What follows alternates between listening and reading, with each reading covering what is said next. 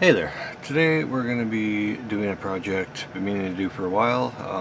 It can be a little confusing. Some people have had trouble with it, others have asked for help with it and whatnot, so decided to take it on. This is a miniature toggle switch. It is a 6-post, 6-pin toggle switch, simple on and off.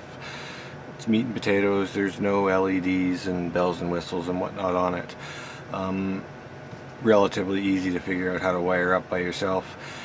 For this project we're going to make it a reverse polarity switch. So if you're using it on a 12-volt motor, or pretty much most DC motors, direct current motors, you can have it go one direction when the switch is in one position and the opposite direction when the switch is in the other position. So if you want to have, say, a fan or whatever that with the flick of a switch will either become an intake or an exhaust fan, or another purpose where you want to have a motor that easily switches from one direction to the other, that's how you would do it, would be with this kind of a switch.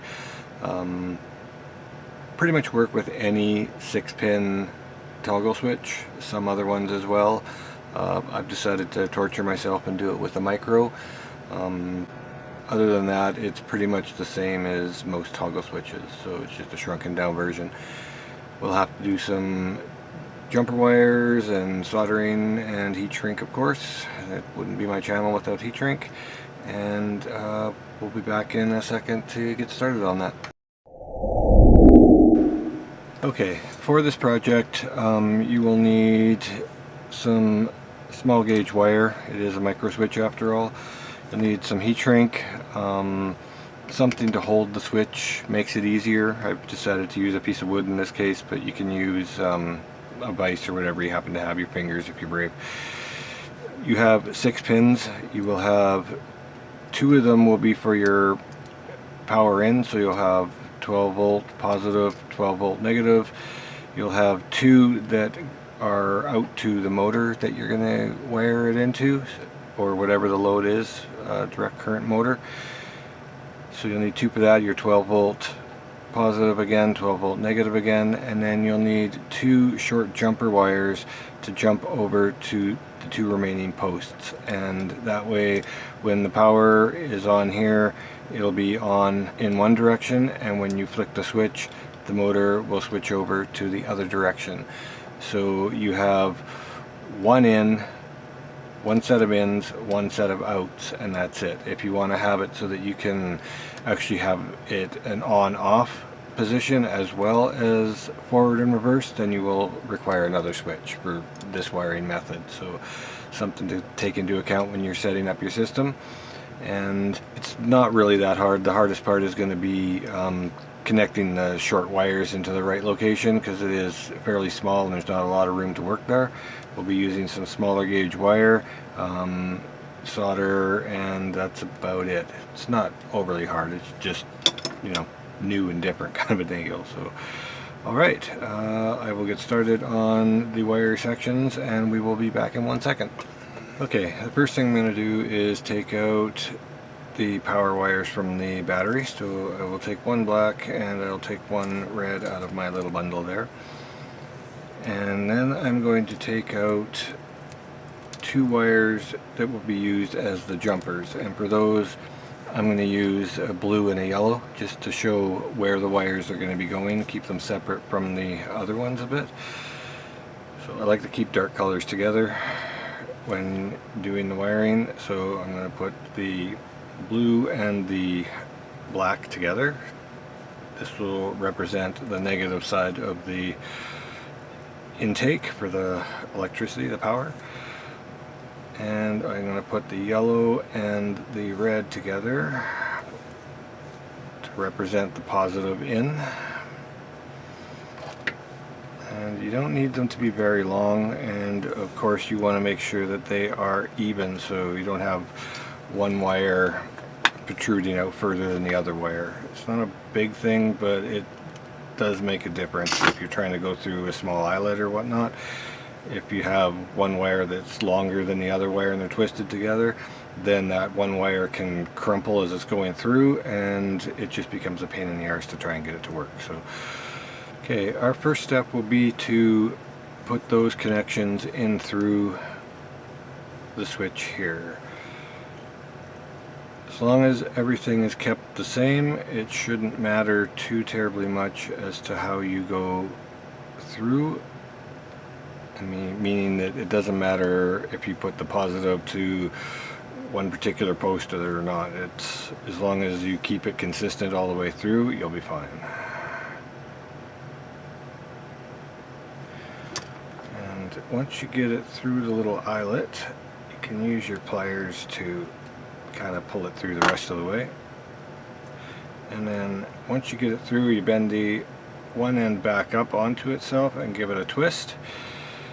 Putting it through the eyelet like that and then twisting it on back onto itself provides a lot of strength. Once that is soldered into place, this switch, those wires are not going to yank off easily, so you have less likelihood of a loose connection or arcing or anything like that. Gives your switch a little bit more durability. So again, we will pull it through, and if you make sure you got everything connected there, twist it back on and you're good to go.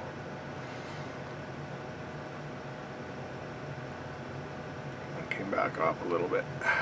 Okay, so make sure all your connections are good.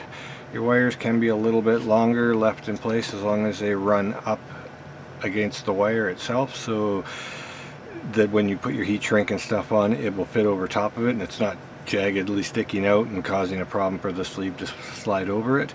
Also, you want to make sure that it's not sharp and gonna protrude through the heat shrink, because once that is in place, a wire bouncing around in there can pose a problem and push through the heat shrink. Notice we have the red and yellow as the positive, the black and the blue here as the negative, and there are 2 wires for each post. Now we will make sure our soldering iron is hot.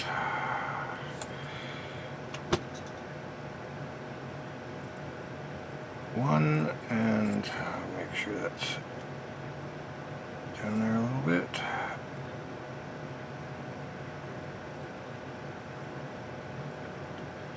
Two.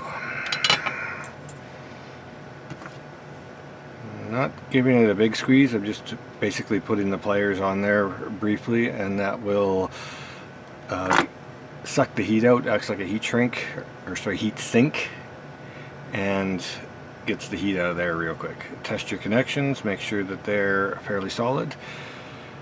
Now we are done pretty much with that section for right now, so we can go ahead and apply the heat shrink directly to that.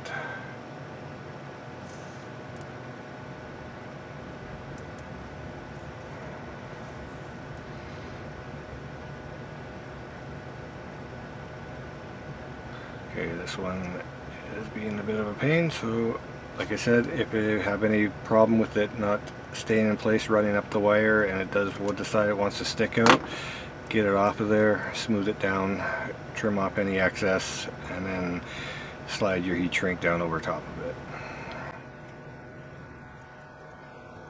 And again, the same thing with the other post here.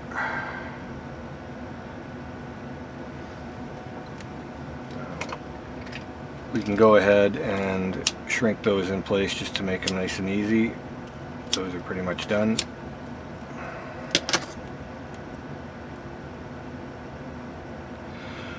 Alright, so that is the power in for those two.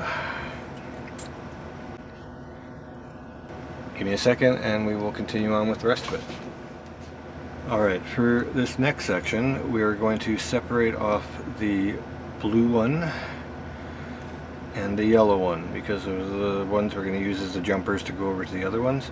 The black and the red will be the power in. You will need to leave enough excess wire to go through the eyelet, come back up a little bit, and have the space for heat shrink on there if you decide to put heat shrink on this post. It can be tricky to do, but we'll give it a shot. So I'm going to leave about that much. It's always easier to trim off some than it is to add more to it, right? So leave yourself a little bit excess. It's wire, it's relatively inexpensive. You can afford to leave a little bit of it off there. This could be a little tricky. Dealing with the wire, you don't have a lot of room to maneuver there. You can use a set of needle nose pliers on there and then strip your wire that way. It's a handy trick if you don't have, if your wire strippers are too big for that area and you don't want to dick around with a knife and that. So there, we got 2 wires there. Again, twist them up really nice. These ones should go through a lot easier because they're not doubled up. You're not having 2 sets of wires to go through the eyelet. You will need heat shrink, and you will need something to sink the heat out of it. So the important thing to remember here is that in order to create the reverse polarity, you need to cross these over. So whichever one you have the positive on this side, it'll be the opposite on this one. So put your heat shrink on and keep it as far out of the way as you possibly can. And then I found giving the wire a little bit of a bend up without fraying it.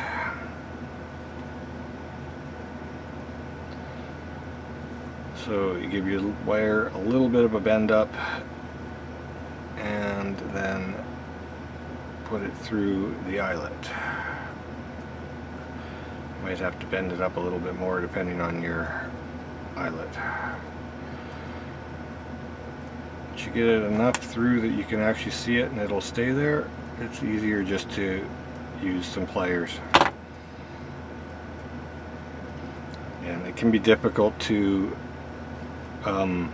twist those ones in place once they're in there. So in this situation, because we're working with such a small tolerance there, we're going to forget it. The solder should hold it in place by itself. So, and again, we will bend that up just a little bit and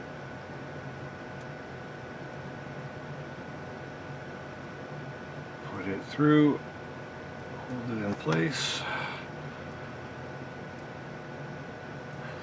And I'm using the side cutters or the cutters here to do all this, but as long as you keep your pressure light, it works just fine.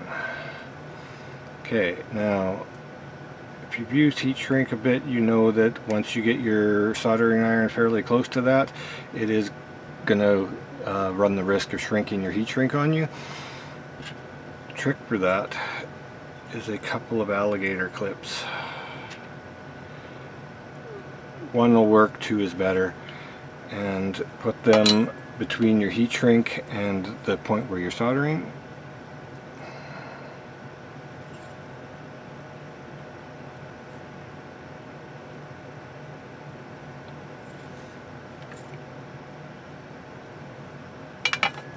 And then try and get the heat out of there as soon as possible.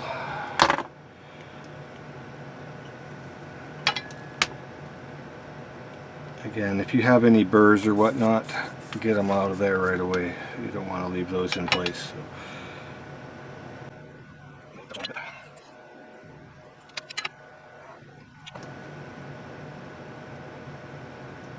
Sink the heat out of it with a pair of pliers, and when you remove it, your heat shrink is still in good condition and slides right over top. In a perfect world anyway.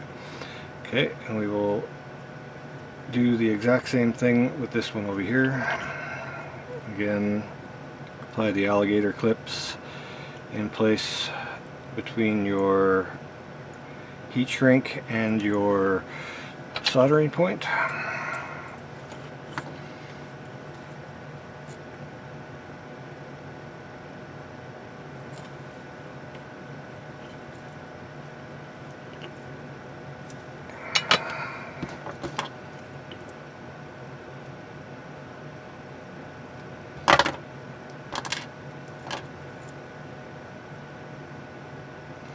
sure your connections are nice and tight before applying your heat shrink to it. Alright, so essentially that's how it should look. You should have your negative and your positive, and then they will cross over to the other side. So your negative is on this side and your positive is on the other side. Now we will put 2 more chunks of wire in there. These 2 will be the ones that are going to the load, to the motor itself. So this is the power that goes to the DC motor. They will go on the center pins, the 2 pins that are left.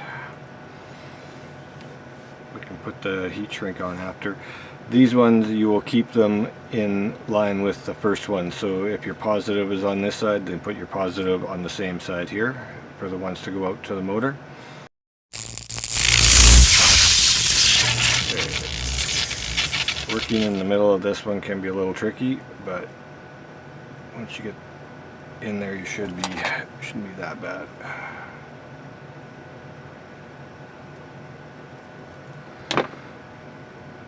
Okay, so once you can get both sides of the wire in your grip, you can give it a twist and pull it up, straight up, and it'll be okay.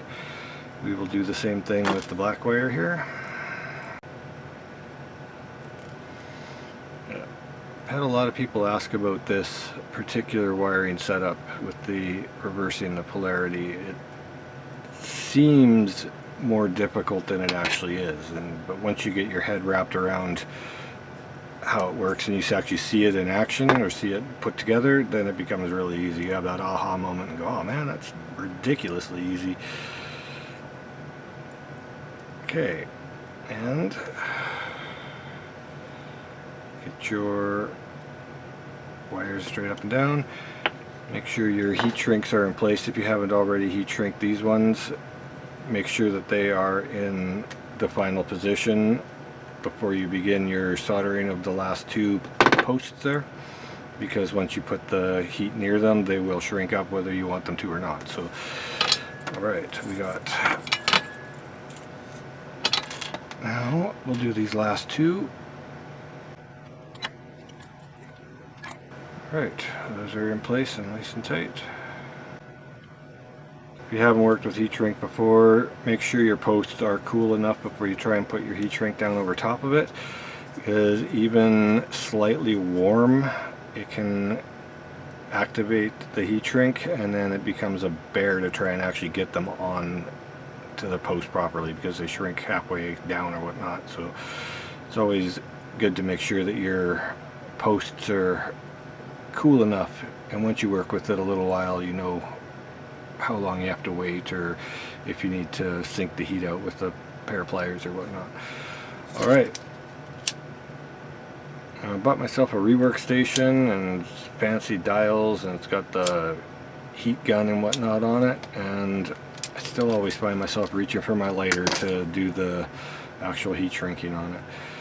I keep meaning to do a review or a little show and tell on the new reworking station, but haven't quite got there yet. So alright, so we have one 12 volt negative out to the motor, one 12 volt positive out to the motor, one 12 volt positive in from the battery or source, and one 12 volt negative in from the source. And that's it. That's pretty much all she wrote. So I will come back in just a minute and we will hook it up and show you how it works. Back in a sec.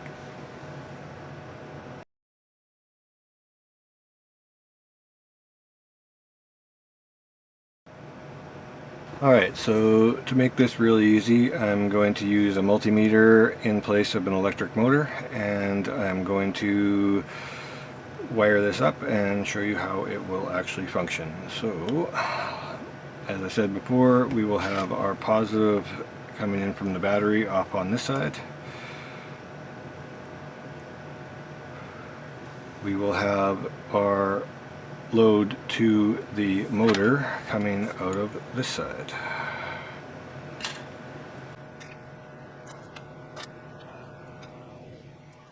Okay, so you can see there we have 15 volts coming through there. My power supply puts out a little bit more than the 12 volt that's required.